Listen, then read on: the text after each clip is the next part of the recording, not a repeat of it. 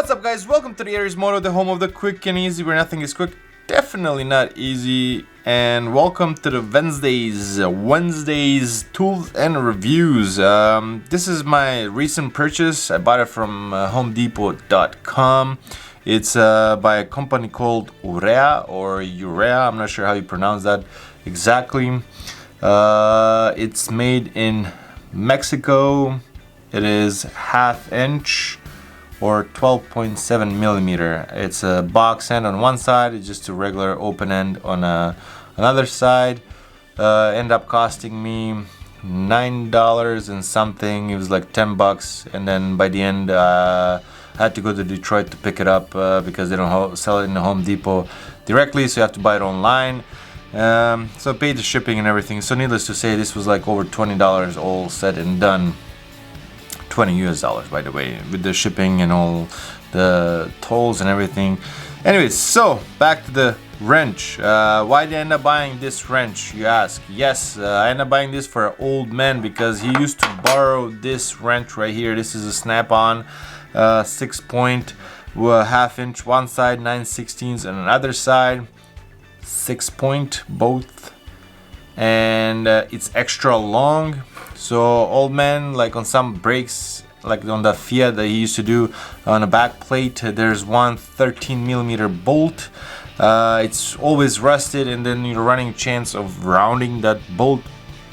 So old man always uses 6-point because they're less likely to fail and round than bolt. You see how flat that is? That's beautiful. That's a 1975 or 48 to 75 production.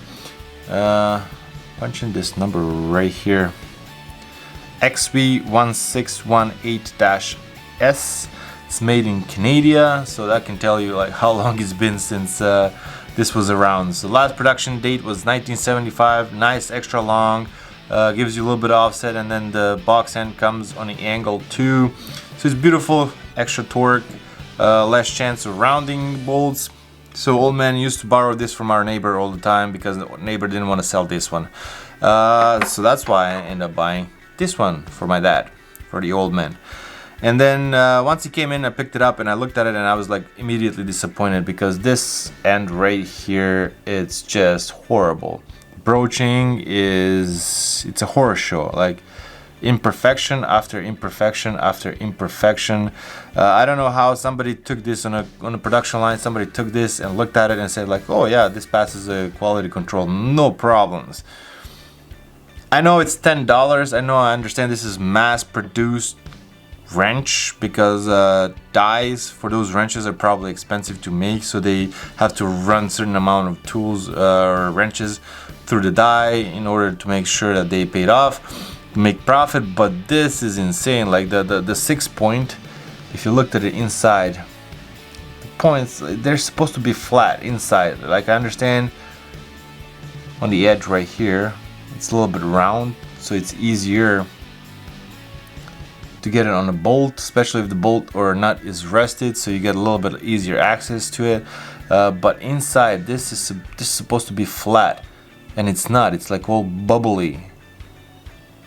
Instead of being flat, it's all bubbly inside, and this side is just ridiculous. Like I do not understand how somebody can look at that and be like, oh yeah, no problem. That's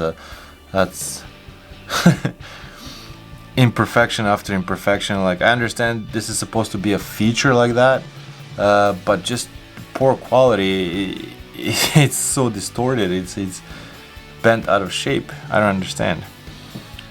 Bought it for $10. Like I said, plus everything else.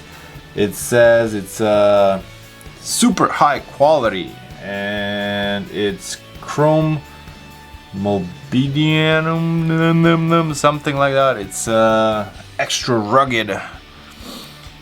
It's piece of crap, to tell you honestly. This is the first time and the last time I'm buying this brand. Definitely not gonna buy it ever again based on this one wrench that I got.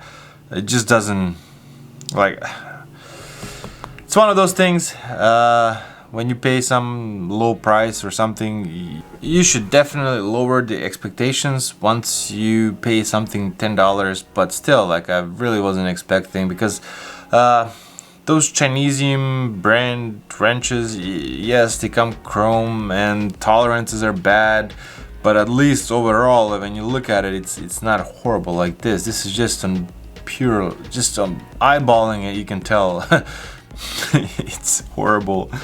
I don't have to use any measuring tools. And then you compare that to 1975, last production date 1975, and when you look at look how flat that is inside.